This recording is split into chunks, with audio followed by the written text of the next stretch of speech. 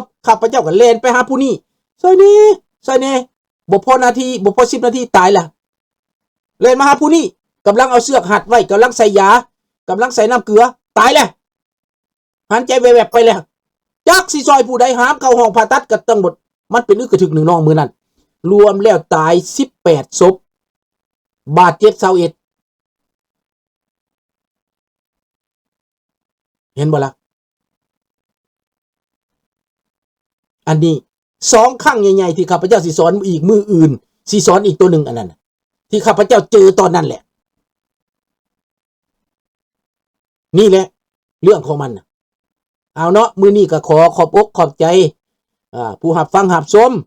ลูกหลานทุกคนที่ได้มาหับฟังหับชมนี้เนาะเป็นความจริงที่ลุงเล่ามานี่เนาะบายเบิดทุกคนเด้ออำลาพระจากพบกันใหม่ในมืออื่นบ่ทันได้เว้ายูเครนซ้ำไดสบายดีเด้อเอายูเครนจักหน่อยเนาะเพราะว่าอยากให้ฟังยูเครนซะก่อนยูเครนในตอนนี้แปลว่ารัสเซียน่ะนะจมมุมแล้วรัสเซียน่ะนะจมมุมแล้ว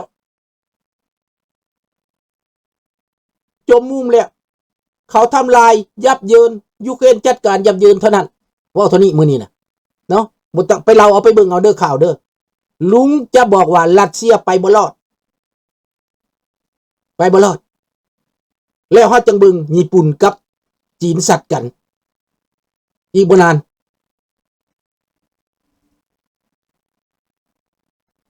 ลุงสุนทราบ่ต้องเป็นห่วงไทยเด้อครับไทยยึดทุกที่แล้วไม่ต้องเป็นห่วงแต่ลูกหลานเฮาเสียไป10 กว่าศพแล้วได้ก็ห่วงแน่นอนห่วงแน่นอนขอให้รอดพ้นไปนะขอให้วิตจากทุกสิ่งทุกอย่างนะราตรีสวัสดิ์ทุกคนครับขอบคุณมากครับ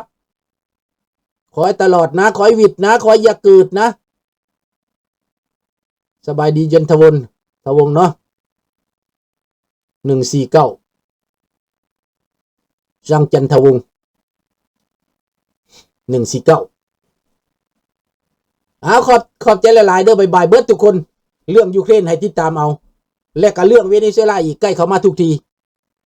หลายอย่างพี่น้องมันจะมีการเปลี่ยนแปลงลมพายุประชาธิปไตยกำลังมาแหง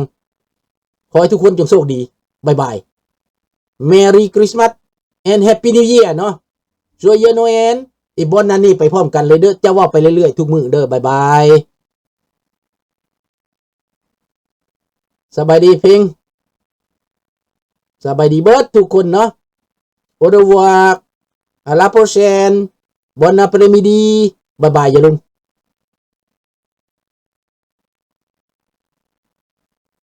หนีทับแน่นอนนี่ไปใส่บายเด้อ